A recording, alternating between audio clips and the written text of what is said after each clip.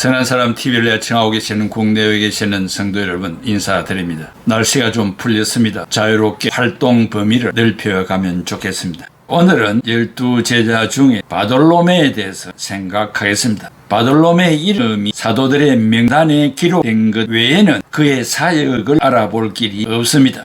요한복음에는 그의 이름조차 찾아볼 수 없습니다. 그러나 신학자들은 요한복음 1장 45절에서 51절에 나타나는 나다나엘을 바돌로메와 동일한 사람으로 보고 있다는 점입니다. 고대 오리엔트 교회에서는 이미 2세기 이후 나다나엘을 사도라고 불렀습니다. 빌립을 통하여 예수님이 부름을 받은 후 그의 활동에 대하여 복음서나 사도행전에 아무것도 기록된 것이 없습니다. 요한복음 1장 45절에서 51절의 기록밖에 없습니다. 전성에 의하면 소아시아에서부터 아르메니아, 메소포타미아를 거쳐서 인도까지 선교 활동을 하였다고 합니다. 콥트, 아라비아, 에티오피아로 쓰여진 외경에서는 이집트의 오아시스에서 선교하였다고 되어 있습니다. 그리고 요한복음 21장 2절에 나오는 나다나엘은 가나 출신이기 때문에 요한복음 2장에 나오는 가나 혼인잔치의 신랑이라는 그런 전성도 있다고 합니다. 첫째 우리는 바돌로메, 나다나엘의 이름의 뜻과 그 사역을 생각해 보겠습니다. 바돌로메는 톨마이의 아들이라는 성씨이기 때문에 이름이 나다나엘이 아닌가 추측하고 있습니다.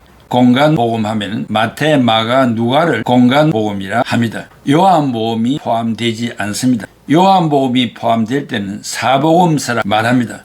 이 공간복음서와 사도행전에서는 바돌로메를 12사도의 명단에서 6번째 아니면 7번째 기록하고 있습니다. 그러나 요한복음에서는 바돌로메를 하지 않고 나다나엘이라 요한복음 1장과 21장에 기록하고 있습니다. 두 이름이 같은 인물이라는 것을 결정적으로 뒷받침해 주는 것이 바돌로메, 즉 나다나엘은 빌립과 친구였다는 사실입니다. 공간복음에서는 바돌로메가 언제나 빌립과 한조가 되었습니다. 요한복음에는 공간복음과 다른 관점에서 그리스도를 기록하고 있습니다. 부활 후 소수의 제자들을 언급하고 있습니다. 빌립이 나다나엘을 예수께로 인도했다고 말하고 있습니다. 따라서 바돌로메와 나다나엘은 같은 인물인 것이 확실한 것 같습니다. 갈릴리 가나 출신이며 납달리 지파 명문 가문에서 출생했습니다. 바돌로메의 뜻은 높은 곳에 계시는 분의 아들 또는 물을 높은 곳에 바치는 분의 아들이라는 뜻입니다. 이것은 아들이라는 뜻의 아람어 바와 높은 곳이라는 뜻의 헬라어 돌로스 그리고 물을 뜻한 모이스로 구성되었기 때문입니다. 그러므로 바돌로메란 물을 높게 바치는 분의 아들이라는 뜻으로 교사들이 사람들에게 그 지혜의 물을 줄 수 있도록 그들의 영혼을 높이시는 하나님의 아들이라는 말입니다. 그리고 이 이름은 시리아어로서 히브리어가 아닙니다. 둘째, 나다나엘이 부름을 받기 전에는 무엇을 했는가? 요한복음 1장 45절에서 50절에 보면 나다나엘은 빌립과 함께 성경을 연구하여 성경에 능통했습니다. 빌립이 예수님의 부름을 받은 후 나다나엘을 만나서 모세가 율법에 기록하였고 또 예언자들이 기록한 바가 있는 분을 우리가 만났다고 했습니다. 그분은 요셉의 아들로서 나사렛 출신 예수라고 전했습니다. 이 말을 들은 나다나엘은 나사렛에서 무슨 선한 것이 나겠느냐고 응수했습니다. 거기서 선한 것, 이것은 헬라말로 아가도스, 영어로 good thing, 무슨 신통한 것이 나올 수 있겠는가라는 말입니다. 이 말을 들은 빌립은 와서 보라, 헬라말로 엘코마에 가에 이두캄 엔시라고 했습니다. 나다나엘은 확인을 해야겠다고 예수께로 갔습니다. 예수님이 나다나엘을 보자 말자 이는 참으로 이스라엘 사람이라 그 속에 간사한 것이 없도다라고 했습니다. 나다나엘이 어떻게 저를 그렇게 잘 아십니까? 질문을 하였더니 예수님께서 빌립이 너를 부르기 전에 네가 무화과 나무 아래 있는 것을 보았다고 말하니까 바로 그때 나다나엘이 라비여 당신은 하나님의 아들이시오 당신은 이스라엘의 임금이로소이다라고 고백하여 제자가 되었습니다. 모세 율법서와 예언자들의 글에 기록되어 있는 분이라고 말할 수 있는 것은 그들이 얼마나 율법서나 예언서를 깊이 연구하였는가를 알려주며 또한 그가 무화과 나무 아래 조용한 곳에서 자주 성경을 공부하고 묵상하고 기도하며 메시아의 지상 초림을 기다렸다는 사실을 알려주기 때문입니다. 그럼에도 불구하고 메시아는 나사렛에서 탄생하실 것이라고는 생각하지 않았습니다. 위대하신 메시아는 주권을 한 몸에 지니신 분으로서 수도 예루살렘에서 탄생하시든지 아니면 예언자 미가가 예언한 베들레헴에서 오실 것이라고 생각하였을 것입니다. 빌립과 나다나엘이 구세주가 나사렛에서 탄생하지 않는다는 사실을 주고받고 했을 때 토론으로 시간을 낭비하지 말고 빨리 와서 보라고 권유했습니다. 그래서 나다나엘은 스스로 확인차 행동으로 가게 된 것입니다. 셋째, 부르심을 받은 나다나엘 바돌로메. 요한복음 1장 47절에 빌립과 나다나엘이 예수님 계신 곳으로 갔습니다. 예수님이 나다나엘의 품성이 간사한 것이 없는 진실성이 있다는 것을 확실히 말씀했습니다. 여기 간사한 것, 헬라말로 에미우 돌로스, there is no deceit, 사기성, 기만 이런 것들을 가르쳐서 하는 말입니다. 나다나엘이 영적인 자손이라는 말이고 영적으로 사는 사람, 믿음이 있는 사람, 하나님이 이스라엘에게 기대하시는 사람이라는 뜻입니다. 이것은 위선의 사람인 바리새인과 비교하여 말씀하신 것입니다. 나다나엘은 확인차 갔으나 무화과나무 아래에 있었던 것을 알고 있었다는 말씀 앞에 자기의 생각도 아실 것이라는 사실 앞에 거꾸러지고 편견에서 확신을 의심해서 믿음을 가지는 성실한 사람이 되었습니다.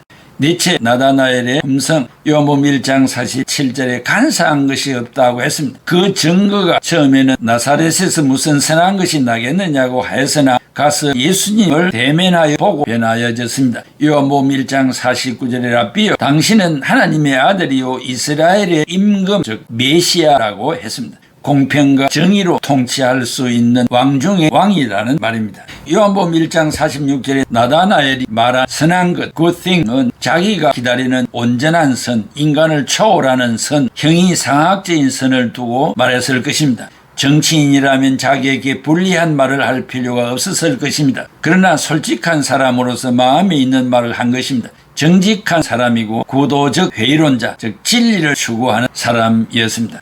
이 말에 대해서 주석가 랑게는 주석하기를 나다나엘의 숨김없는 품성을 무죄와 같이 생각해서는 안 된다고 했습니다. 그러나 그는 죄를 숨기는 대신 자복할 수 있는 품성을 가지고 있었다고 했습니다. 트렌치는 주석하기를 나다나엘의 품성은 놀라운 은혜가 자랄 수 있는 상당한 토양이 있다고 했습니다. 랑게는 그러나 그런 것들이 자랄 수 있는 하나님의 말씀을 대신하지는 못한다고 했습니다.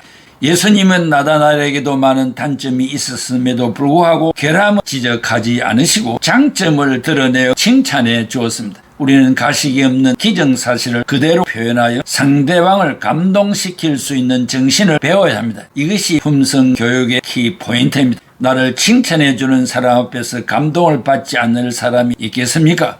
유명한 마크 테인이 말하기를 나는 다른 사람에게서 칭찬 한번 들으면 적어도 2달은 신나게 살 수 있다고 했습니다. 이것을 칭찬의 미학이라고 부릅니다. 예수님의 인간 경영의 기술을 배워야 하는 것입니다. 새로운 피조물된 우리가 세속적인 사고방식을 수용하는 것은 은혜가 아니고 엄청난 비극입니다. 목적이 정당하면 수단 방법도 정당화되어야 합니다. 어느 선교사님이 한국에 오랫동안 선교를 했습니다. 그분이 말하기를 한국 교인들이 성경을 사랑하면서도 성경의 진리를 삶 가운데 적용할 줄 모른다고 뼈아픈 지적을 한 일이 있습니다. 목적이 좋으면 수단 방법도 좋아야 하는 것이 공산주의자들과 다른 점입니다. 가난하게 살아도 주님의 뜻대로 사는 것이 축복입니다. 이런 인격의 전환점이 와야 합니다. 다섯째, 나다나엘이 발견한 3가지.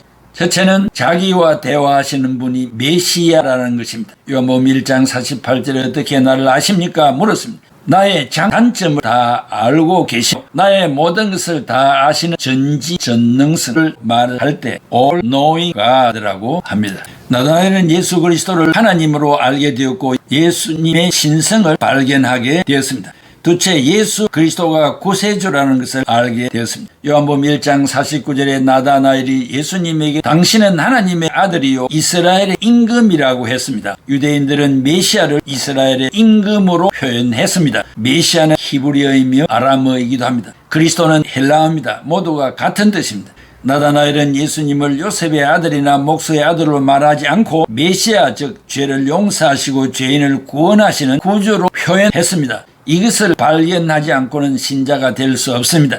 셋째는 예수는 메시아이고 중보자라고 했습니다. 요한복음 1장 51절에 창세기 28장에 야곱의 돌베개 사건을 볼 것이라고 했습니다. 야곱이 여행 중에 광야를 지나다가 밤이 되어 돌베개를 하고 자다가 꿈을 꾸었는데 하나님의 천사가 사닥다리에서 오르락내리락 하는 것을 보았습니다. 그래서 요한복음 1장 51절에 예수님이 내가 너를 무화과 나무 아래 있는 것을 보았다는 이것으로 네가 놀랐느냐? 그보다 더 놀라운 사실이 있다. 네가 하나님의 사자들이 하늘에서 내려와 오르락내리락 하는 광경을 보게 될 것이라고 했습니다. 유명한 주석가 벵겔은 예수님은 하늘과 땅의 사닥다리로 오신 분으로 중보자로 오셨다고 했습니다. 사닥다리가 땅에서 하늘로 뻗어졌는데 하나님의 사자들이 오르락내리락 한 것처럼 예수 그리스도를 통해서 하나님과 교통이 가능하게 되었습니다. 예수 그리스도는 우리를 위한 하나님의 사닥다리이십니다.